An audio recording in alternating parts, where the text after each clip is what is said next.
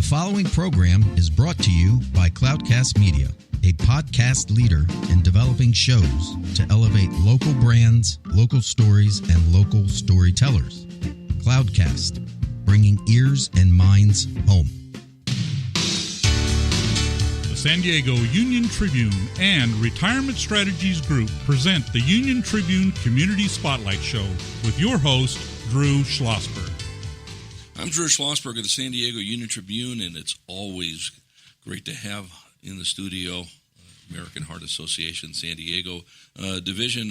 Joining us today is Stacy Weaver. She's the executive director of the American Heart Association in San Diego. How are you doing, Stacy? Wonderful, Drew. How are you? Very, very good over here. Of course, this is American Heart Month. Go red for women, and National Wear Red Day, and everything should be red. I'm not sure where my red is over here. Eric's going to dock my pay for not doing this. And you're joined by a colleague, Dr. Tarane Sondoozi. How you doing, Dr. Good Sandy? morning. Good. I'm well, thank you. Very good. How are you? Yeah, good. She's the GM of VEBA Resource Center Programming. What does VEBA stand for? It stands for Voluntary Employee Benefits Association. Okay, very, very nice. And how long have you been involved with the group? 7 months. Oh, you're brand new. I'm brand new over there. Yes. Very, very good. Are you from San Diego, or where are you from originally? I'm almost from San Diego. Okay. Although I wasn't born here, I've been in San Diego since 1976. Okay. Well, so it is definitely home. Right. And so you got here a year after I did. I got here in brilliant. 75 over here. You have to go to San Diego State, go Aztecs and all that business. Stacy, how about you? Where are you from? I'm actually originally from Montana. My husband was active duty military, so we spent a great deal of time in San Diego. Yeah. And visited very often. This has been a lifelong dream to live in San Diego, so here I am. Well, thank him for his service. I think that's terrific on it. Talk about the American Heart Association. You've been with the organization for how long? For 6 months as well, so I'm fairly new as well. Yeah, that's right. But you got veteran experience on that, literally and figuratively, in some ways on that. Talk about the American Heart Association. Is there one in every single major city? Is there one in every single state? How does that work? I know, obviously, that we're talking about San Diego focus now. We actually are an international company, so we are here domestically in all of the states with several different divisions in the states. For instance, in California, we have 6 different divisions. So we try to encompass as many of not just rural but also city-based divisions to be able to spread the word about American Heart Association and do the work we do in the communities. So, let's talk about heart and heart issues and all that business. You jump on this to Dr. Sondoozi. Is it leveling out heart issues and heart, attacks and everything that goes with it? Is it going the other way up? And if it is, what is causing it besides us being humans and just not keeping an eye on what we eat and exercise? Well, Drew, boy, you hit the nail on the head there. Absolutely. And so for many decades, we were doing a great deal to reduce heart conditions and cardiovascular issues. And in the last decade, it's actually shifted. And both of our organizations recognize it is based a little bit on lifestyle, on some deeper roots, too, as access to food, access to health care, access to programs is limited as well. But it is a growing trend, and unfortunately it's happening at a younger age as well. Yeah, and that has got to be just so disheartening in a lot of ways, Dr. Sondoozi. How do we reverse it? Well, I think there needs to be a paradigm shift, as Stacy is mentioning, that has been beginning in the last decade, and that is that, for centuries the heart was considered to be the seat of emotions. And then, modern medicine, the last 100 years, has really shifted the focus on this machine, this mechanism in our bodies that's responsible for making the body work, obviously, and has focused on how to keep that mechanism and that machine healthy. And I think finally we are at an intersection of understanding that the emotional heart, the metaphoric heart, is closely connected and impacts the physical heart. And so mental health, psychosocial issues, psychosocial support, that's, I think, is at the core of why the heart issues are on the increase, especially for younger women, especially for women of color. And I think I'm excited because both of our organizations are focused on changing that. You're 100% spot on this, and we talk about this quite a bit on our shows here, especially, and it's getting the attention it finally deserves on this. And, mental health, when people sort of poo-poo it and said, what does that tie to? Are you kidding me? It's tied to your whole body, to your mind. It's been that way since we were walking upright, for God's sake. But, exactly. That's not a new concept. It's just new how much attention it's getting. And especially on the stress that we're putting on our young kids for so many different reasons. Social media certainly adds to it, of course, and all this. And I think I spent time in the school district, and I think we do some foolish things that put stress on kids on what they really need to know and what they are, have to know and all that, and what we're making them do and all that, and that aspect of it. But we know it goes right to the heart and all that business. So how do we reduce that stress? How do we reduce the, mental anguish that they have? What do we do? I don't think it's just the children. I think it's also the parents. I think it's really an integrative approach and understanding of what impacts our hearts, both physically and emotionally. And the parents, the teachers, and the students have to recognize, collaborate, increase awareness, and focus on ways to improve psychosocial conditions for ourselves and for each other, right?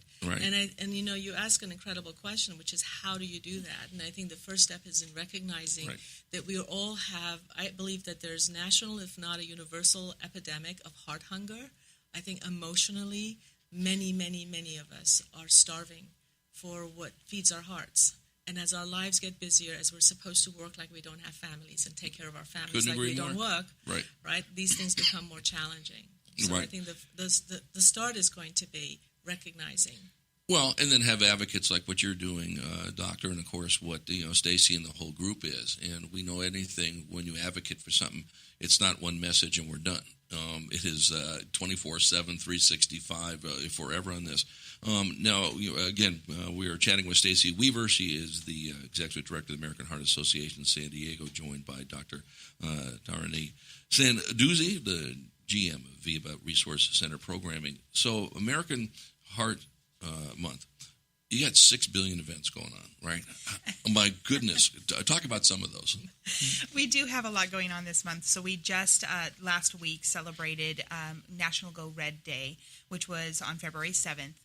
If you were downtown, you got to see a lot of the buildings lit up in red, and that was in recognition for the National Go Red Day.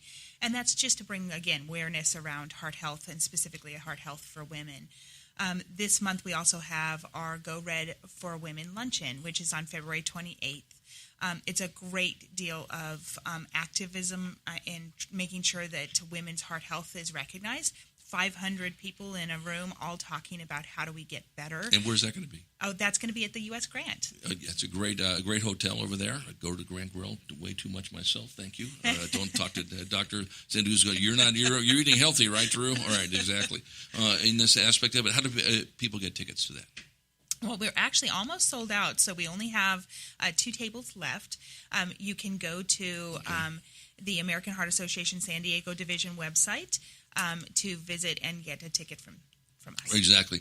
And if you can't make it, you can still help support the association by donating, volunteering, going to some of the other events? Absolutely. We actually have a text to give this year. It's the first time we've done that. We're so excited. Okay. You can text SDGoRed to 71777 and donate through the Text to Give program. Right, exactly. Are you looking for sponsors for some of the other events that are coming up, and what are some of those events? Absolutely, and we're really looking at, from a sponsorship standpoint, really engaging our local community leadership and members around what they want to do to impact San Diego around heart health and the health in the community. And that could look everything from their employees and working with their employees and engaging them, and then celebrating it. One of the many events we have. We have 3 Heart Walk events, 2 in the spring and 1 in the fall.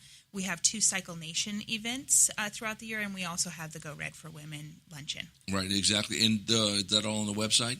It is. Okay, yeah, exactly. Are you looking for board members at all to join you, or you got plenty of board members and all that business? There never can have enough board members, I guess. We are always looking for wonderful leaders who are very interested in coming on board and working with the American Heart Association to lead us in the San Diego market. Right. No, that sounds good. So, Dr. Sondoozi, how do we support your efforts, specifically with VEBA Resource Center Programming? I think, first of all, I want to acknowledge Cindy Martin, who is the chairperson both for the Go Red for Women and the VEBA Resource Center. I want to acknowledge her vision. I want to acknowledge her efforts. I want to acknowledge her leadership and really championing the focus on well-being.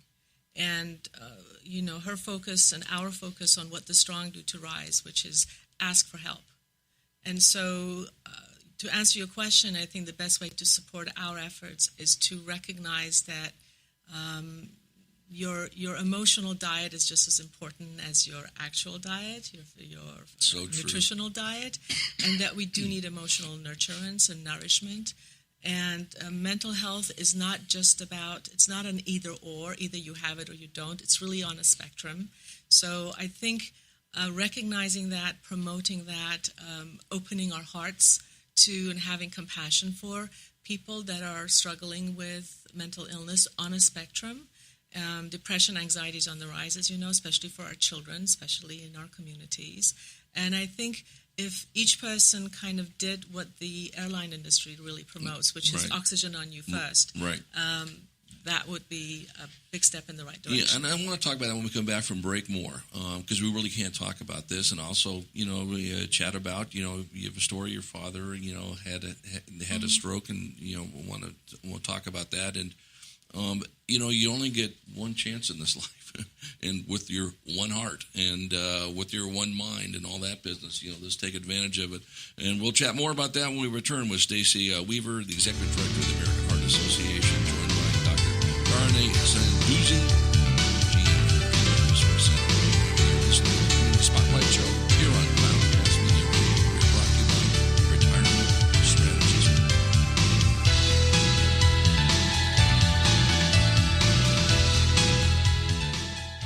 Cloudcast 180.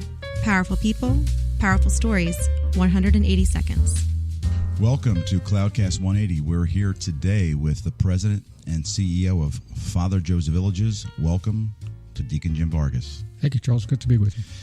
We have 3 minutes. Let's hit it fast and furiously. We're going to talk this morning with you about San Diego being a very expensive city, which creates a housing crisis, which is exacerbating the homeless crisis in San Diego. Let's talk about your leadership on this issue. Sure, absolutely. We do have an affordable housing crisis here in San Diego. In fact, if you asked about the number one issue why people fall into homelessness, it's lack of affordability. And so they fall onto the streets, especially when rents go up, and rents are very expensive here. So we at Father Joe's Villages focus tremendously on housing. In fact, about 40% of our intervention is placing individuals into permanent and affordable housing. All right, so shows you the extent of what we do. And of course, there's services that go along with this, because in order for people to retain their housing, their dwellings, they have to have the services that they're necessary, whether it's mental health services or substance use disorder services, whatever that is. We have a Turning the Key initiative, whereby we will be introducing 2,000 affordable housing units into the community during the next number of years. In fact, we just closed on a deal to purchase and refurbish a motel in the South Bay area. It's going to add 83 permanent supportive housing units. Next week, we'll be closing financially on a groundbreaking that will have 14-story building, 407 units of housing as well, taking about 550 people off the street. So housing is extremely important. Which means you're investing a lot of capital. How are you finding that capital to solve the housing crisis in San Diego for homeless folks? 90 to 95% of our funding is public funding. Various sources, whether it be from the state, it be local, county, city, municipality. So most of it is public funding. There's tax credits that are involved there. The capital stack is quite large, actually.